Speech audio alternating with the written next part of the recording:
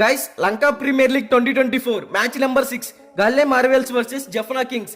ఈ match July 5వ తారీఖు రాత్రి 7:30 రంగిరి డంబుల్లా ఇంటర్నేషనల్ క్రికెట్ స్టేడియంలో జరగబోతుంది. ఈ రెండు టీమ్స్ మధ్య మ్యాచ్ అంటే చాలా క్రూషియల్ అనే చెప్పుకోవాలి. ఈ వీడియోని ఎక్కడ స్కిప్ చేయకుండా చివరి దాకా అయితే చూడండి గైస్.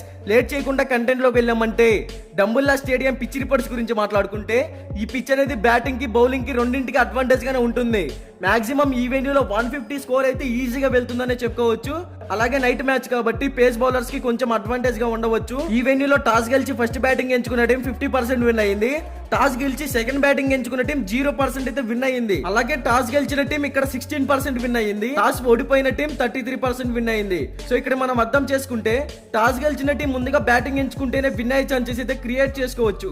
ఇక్కడ average first batting score 159 runs, average second batting score 141 runs. Last 10 matches లో స్పిన్నర్ పేస్ బౌలింగ్ గురించి మాట్లాడుకుంటే స్పిన్ బౌలింగ్ కి 50 వికెట్స్ పడ్డాయి, పేస్ బౌలింగ్ కి 39 వికెట్స్ పడ్డాయి.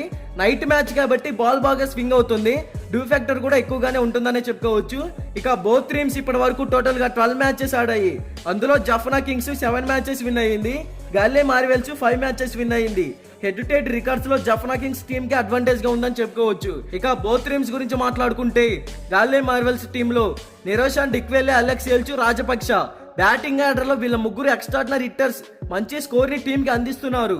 తర్వాత మహేష్ తీక్షణ, జహూర్ ఖాన్ ఇద్దరు కూడా ఎక్స్పీరియన్స్ ఉన్న బౌలర్సే వికెట్ టేకింగ్ పర్ఫార్మెన్స్ అయితే ఇవ్వగలుగుతున్నారు.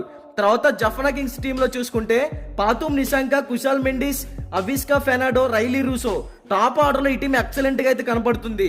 మంచి ఇన్నింగ్స్ అయితే క్రియేట్ చేస్తున్నారు. తర్వాత కెప్టెన్ గా అసలంక, ధనంజయ్ డిసిల్వా, ప్రమోద్ మధుశాన్ ముగ్గురు కూడా మంచి ఫామ్ లోనే కనపడుతున్నారు.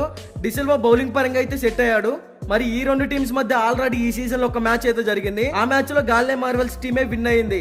మరి ఈ మ్యాచ్ లో జఫ్నా కింగ్స్ టీమ్ కంబ్యాక్ ఇచ్చి విన్ అయ్యే ఛాన్సెస్ అయితే క్రియేట్ చేసుకోవచ్చు అనేది నా ఒపీనియన్. మరి మీరు ఏ టీం విన్ అవుతుందో అనుకుంటున్నారో కామెంట్ చేయండి.